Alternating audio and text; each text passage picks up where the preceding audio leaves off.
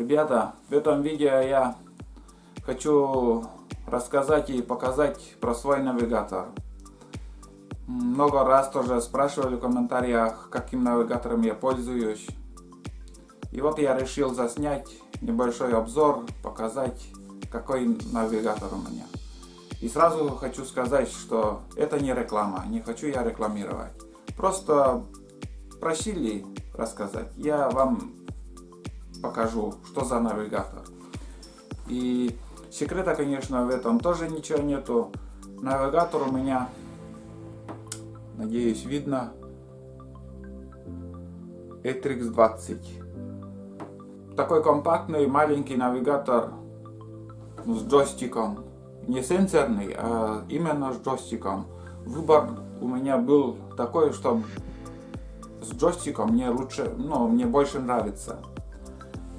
И я категорически тоже перед покупкой, мне друзья советовали, бери, говорит, навигатор очень удобный, точный.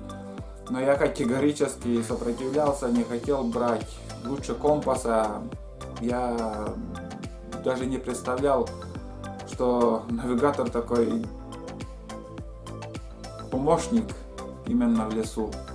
И не раз уже выручал, когда я подранков искал и еще вот, скажем, ты какую-нибудь технику, на чем ты ездишь, оставил, и напрямик уже ты с точностью до метра доходишь до своей точки назначения, можно сказать. Или, скажем, избушка у тебя уже, когда в навигаторе возвращаешься, или напрямик, конечно, большой помощник.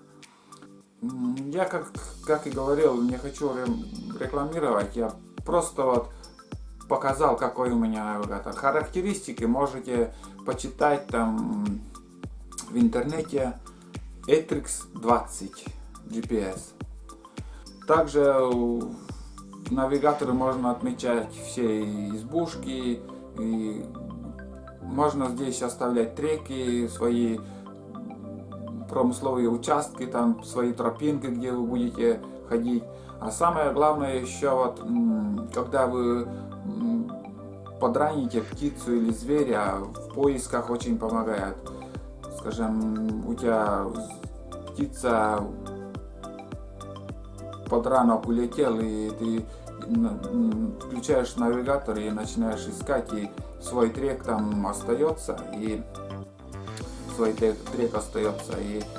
ты кружишь и видишь, где ты уже прошел, где еще не проходил, и вот такие круги делаешь, очень удобно. Ты в навигаторе себя видишь. Это мне очень тоже нравится в навигаторе. Про джойстик еще. Как и говорил, с джойстиком мне лучше нравится, чем сенсорное. Это в лесу, это вот когда ты телефон сенсорный пользуешься дома или еще в домашних условиях, то легко и просто. А в тайге, когда у тебя ты в снегу, навигатор бывает в дожде, в снегу, руки замерзшие, пальцы там тыкать там, да и сенсор может там тоже в мороз не так хорошо будет работать. А с джойстиком ты уже направляешь стрелочку там 100% ты в нужную точку приведешь стрелочку и нажимаешь, и уже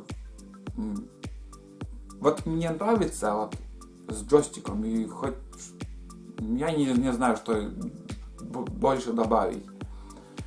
Самое главное, неудобство, конечно, это кнопка. Вот, кнопка бывает там в карман, ты включенным в карман убираешь, и джойстик там нажимает, там все время слышишь там пик-пик, видно, что джойстик там работает. Это, конечно, чуть-чуть неудобно. А так, минусов в этом навигаторе нету. И как уже проверенный навигатор, могу и порекомендовать для покупки, вот для новичков, кто еще ни разу не держал навигатор. Сюда можно ставить карта памяти, и уже сетка там, квартальная сетка там, если есть продажи там в магазинах, сим-карта с квартальной сеткой тоже все показывает. Есть подешевле GPS, где этих квартальной сетки уже нету. Ну что еще? Да вроде все, ребят. Много говорить про этот навигатор не хочу.